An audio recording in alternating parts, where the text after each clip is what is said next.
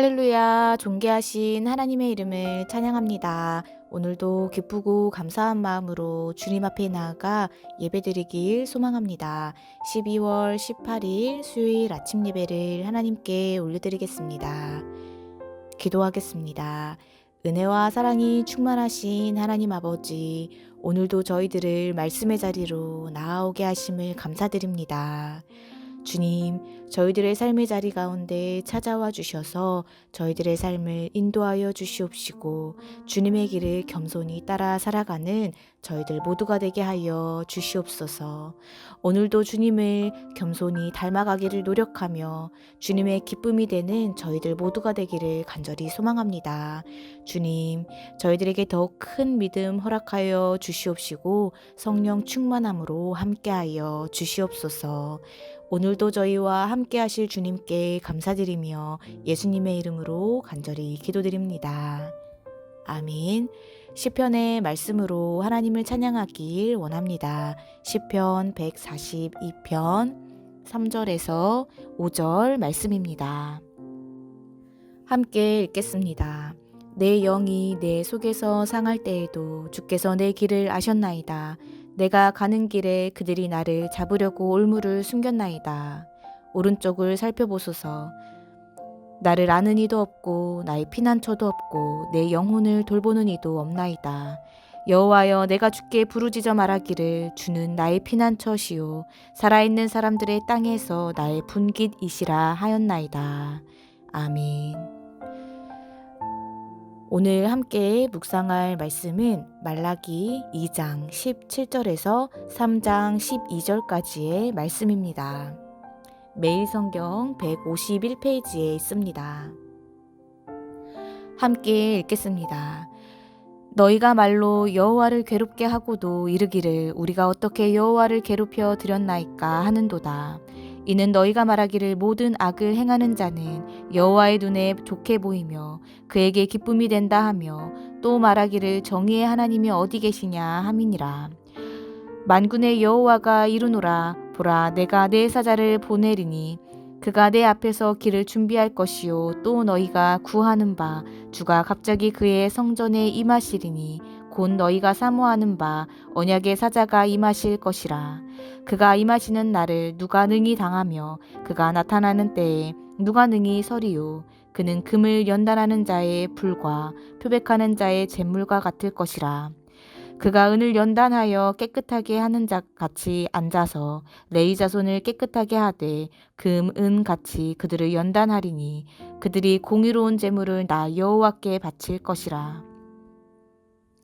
그때 유다와 예루살렘의 봉헌물이 옛날과 고대와 같이 나 여호와께 기쁨이 되려니와 내가 심판하러 너희에게 임할 것이라. 점치는 자에게와 간음하는 자에게와 거짓 맹세하는 자에게와 품꾼의 사기에 대하여 억울하게 하며 과부와 고아를 압제하며 나그네를 억울하게 하며 나를 경외하지 아니하는 자들에게 속히 증언하리라. 만군의 여호와가 말하였느니라. 나 여호와는 변하지 아니하나니 그러므로 야곱의 자손들아 너희가 소멸되지 아니하느니라. 만군의 여호와가 이르노라. 너희 조상들의 날로부터 너희가 나의 규례를 떠나 지키지 아니하였도다. 그런즉 내게로 돌아오라. 그리하면 나도 너희에게로 돌아가리라 하였더니 너희가 이르기를 우리가 어떻게 하여야 돌아가리이까 하는도다. 사람이 어찌 하나님의 것을 도둑질하겠느냐. 그러나 너희는 나의 것을 도둑질하고도 말하기를 우리가 어떻게 주의 것을 도둑질하였나이까 하는도다. 이는 곧 11조와 봉헌물이라.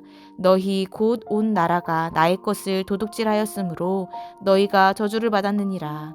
만군의 여호와가 이르노라. 너희의 온전한 11조를 창고에 들여 나의 집에 양식이 있게 하고 그것으로 나를 시험하여 내가 하늘 문을 열고 너희에게 복을 쌓을 곳이 없도록 붙지 아니하나 보라.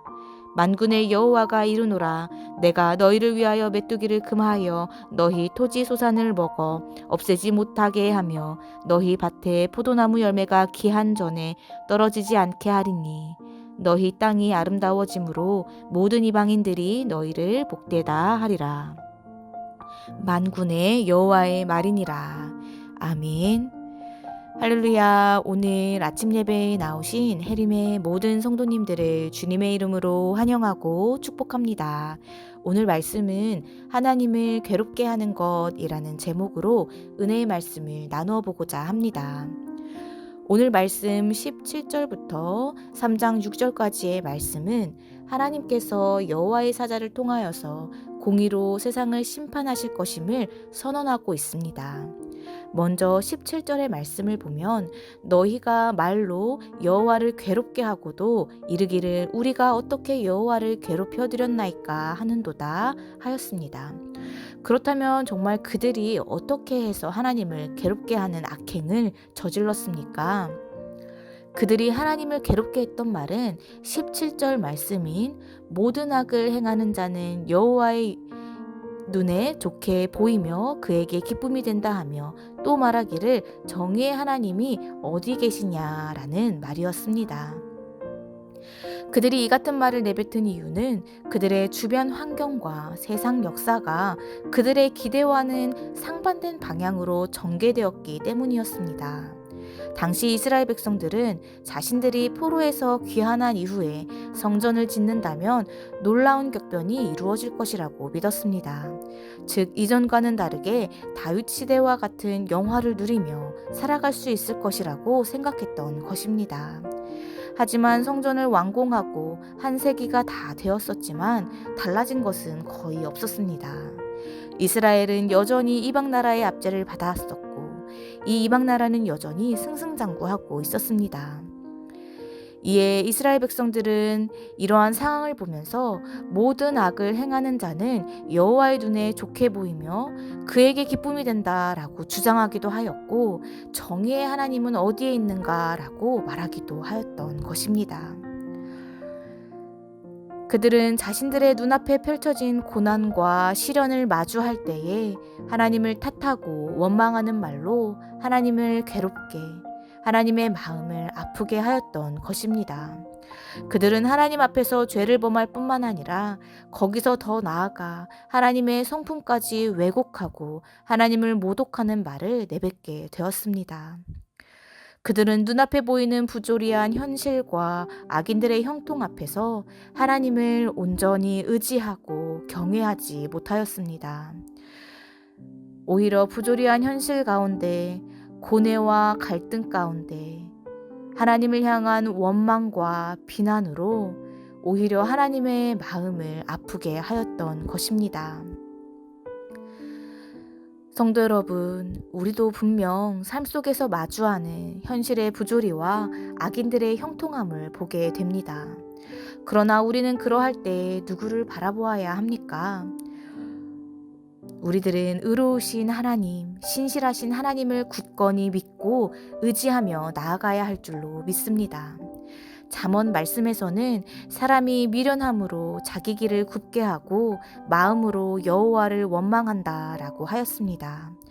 우리의 미련함으로 그리스도를 탓하고 원망하지 않고 신실하신 하나님을 신뢰하며 어떠한 상황 속에서도 주님만을 의지하는 저희들 모두가 되시기를 주님의 이름으로 간절히 소망합니다. 이 시간 오늘 주신 이 말씀 붙잡고 함께 기도하겠습니다. 신실하신 주님, 오늘도 주님의 말씀 가운데 나아가게 하심을 감사드립니다. 주님, 저희들은 우리 앞에 주어진 어려운 현실 속에 절망과 고난 속에서 우리들의 마음을 지키기 어려운 연약한 존재임을 주님 고백합니다. 그러나 저희들이 이러한 고난 중에서도 절망하거나 낙담하지 말고 변하지 아니하시는 예수 그리스도를 신뢰하며 오직 그리스도를 바라보게 하여 주시옵소서. 그리하여 우리가 처한 삶의 자리에서 소망을 잃지 않고 다시금 일어설 수 있는 큰 믿음을 허락하여 주시옵소서. 감사드리며 예수님의 이름으로 간절히 기도드립니다. 아멘. 주기도문으로 마치며 자유롭게 기도하겠습니다. 하늘에 계신 우리 아버지여, 이름이 거룩히 여김을 받으시오며 나라의 임하옵시며 뜻이 하늘에서 이룬 것 같이 땅에서도 이루어지이다. 오늘날 우리에게 일용할 양식을 주옵시고 우리가 우리에게 죄 지은 자를 사하여 준 것 같이 우리의 죄를 사하여 주옵시고 우리를 시험에 들게 하지 마옵시고 다만 악에서 구하옵소서. 나라와 권세와 영광이 아버지께 영원히 있사옵나이다. 아멘.